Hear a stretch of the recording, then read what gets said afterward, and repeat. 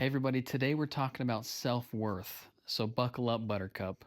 This is going to be one heck of an episode. All right, welcome to episode who knows what at this point. I think we're coming up on 40, which is pretty darn exciting.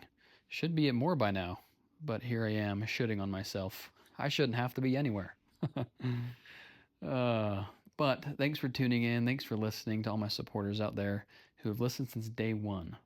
Love you guys. Appreciate you guys. But anyway, we're talking about self-worth and how it actually affects you in recovery when it comes to pornography, when it comes to addiction. If you don't struggle with addiction or pornography, you're still going to benefit from this. So I hope you can take away something new. I first want to go into the difference between self-esteem and self-worth. When you think of self-worth, generally, what do you think about? We tend to think about self-worth as your value, right? So self-worth is your inherent value. And self-esteem is the evaluation of your abilities. So what you do. The easiest way to differentiate the two is self-worth is who you are, and self-esteem is what you do and how you feel, if that makes sense. Now, this is just the way I feel, but if you have high self-esteem, you can still have low self-worth. But it's hard to have low self-esteem if you have high self-worth. Think about that. When it comes to addiction, whenever you PMO, let's say, what are the feelings that tend to follow that action? Feelings like shame, guilt, I'm a piece of garbage, I'm a worthless husband, I'm a bad father, I'm a terrible friend, whatever it is, right? And you just feel terrible. Your value, you feel like you have less value. It's not really that you have low self-esteem in that moment. You're really attacking you, who you are in that moment. I'm sure you're familiar with something called the I'm broken narrative, right? Where if you've been struggling, let's say for 10 years, you can't get this habit behind you. Every time you PMO, it just reinforces this feeling that you are broken. There's something wrong with you, which again is attacking your inherent value. It's attacking who you are, not necessarily what you're doing and the actions tied to those feelings. Brené Brown talks extensively about the feeling like I'm bad when you're struggling with something, whether it's addiction or whatever, right? You feel like you're a bad person. You are bad. Rather than seeing the behavior separate from your identity, so separate from who you are. Really early on in the recovery process, one thing you need to come to understand is that what you do is not tied to who you are. Here at Anovo, where I'm currently practicing, we say you are a human being, not a human doing. And so when you can actually come to understand that this addiction you're struggling with actually doesn't affect who you are as a person. It doesn't change your inherent value as a human being. When you know your worth, nothing or no one can make you feel worthless. So for a minute, just think about what your recovery would feel like, look like, if you knew that your worth couldn't change, if you knew that it was always 100%. How would you handle things like a PMO if you knew that your worth didn't change? You knew that your inherent value is 100%. And just because you PMO'd, that doesn't change who you are. Now, you will still have feelings of guilt, obviously, right? Because you know that what you're doing is a behavior that's detrimental to your overall health, your relationships, things like that. But I think the way that you would react to yourself as a person would be different. And it would create a space for you to be able to be more kind and loving to yourself. And if you're married or in a relationship, it's going to give you that space to be able to have empathy and be more open with your spouse when having conversations around PMO.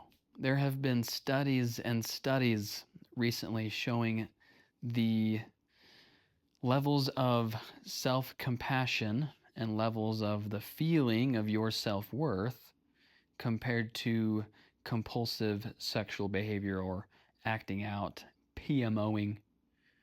I say that a lot, I think. I don't even know if that's an actual. Anyway, PMOing. I like it. It's got a nice ring to it. But there are a bunch of studies that have come out showing that if you have a feeling of high self worth and you are more loving and compassionate to yourself, you will act out less. Isn't that interesting? Because it takes you out of this shame cycle that you get into over and over and over again. So if you take out the shame, boom, cycle broken. Now I know it's way easier said than done. But the nice thing to know about it is that it's possible. It's possible to take out the shame when you come to understand that there is nothing you can do that's going to affect your worth and who you are as a human being. Just think about that for a minute. Take a deep breath and say, my worth is 100%. Nothing can change that. How does that feel? A little scary, a little intimidating? The more you say it, the easier it'll become. But when trying to become the person that you want, knowing your self-worth and knowing that nothing can change your inherent value as a person is going to lay such a strong foundation for where you want to go, because it's not going to be an easy road, right? You're still going to PMO, you're still going to be down on yourself. You're not always going to feel like your self-worth is super high and is 100%, but this is a part of it. And being compassionate and loving to yourself is key. Now that takes us into the last little section here. We're going to talk about 5 ways that you can build your self-worth. The first one, lo and behold, is self-compassion. One of my favorite exercises is looking at yourself in the mirror and talking to yourself like you would a friend. Okay? Pretend a friend came up to you and said, hey man, listen, Bob, I've been struggling with this pornography addiction for 10 years. I haven't told my wife, my parents don't know, my family doesn't know, and it's been eating at me, and I don't know what to do. What would you do if your friend came up to you and said that? You probably wouldn't say something along the lines of, you are a disgusting piece of crap. You get away from me. You porn addict, you filthy man. Get away from me. Go find someone else. I can't believe you told me this. I can't believe you. You're broken. You're bad. If you're saying, well, that's something I'd totally tell my friend. Okay, you're a different breed. But most of us probably wouldn't say something like that to our friend. So why in the world are you saying this to yourself? I know. Kind of groundbreaking. But it's a really helpful exercise, and it's going to help you have a lot more self-compassion for yourself. And so even if this isn't around addiction, take something that you really struggle with and pretend your friend came to you and said they're struggling with the same thing. How would you respond to that? It's probably going to be in a loving, soft-spoken, empathetic voice, right? And so when you do find yourself being hard on yourself, whether you PMO, whether you yelled at your kids, whether you and your spouse got in a fight, whatever it is, talk to yourself with compassion and with self-love. And it's going to be hard because you've probably been talking like crap to yourself for years and years and years. I get it. But it's all about the baby steps, right? We're not expecting perfection. We just want change, and change happens in small steps. Number 2, values work. Man, you already know how much I love leaning into values. I think these are so important, especially in acceptance and commitment therapy. Right? When you understand your values, that gives you a sense of direction. If you have values, it's like heading north. It's not a destination. North isn't a place you're going to get to. I mean, maybe the North Pole. But then after north, you just keep going north. You know what I'm saying? It's a direction. I don't think there's an end to north, even at the North Pole. Once you get to the North Pole, maybe you go to space. Then from space, go from there. Keep going north. So when you know what your values are, it's going to give you this sense of direction when you're in a crossroads when it comes to decisions. So if you don't know what to do or how to behave, if you know your values, those will guide you. Now, if someone were to walk up to you in the elevator and say, "Hey man, what are 5 of your values?" Would you be able to answer that? Maybe not. And so it's important to do a lot of work around your values and understand what they actually are. If you go to Google and just put in values finder, or ask ChatGPT, Chat will know, the chat. Say, give me a worksheet to help me find my values. Boom. There you go. Do the worksheet, find your values. Number 3 is honest connection. Connect with other people. Connect with your partner, with your kids, with your community, with your church. Find things, people, or groups that you can connect to.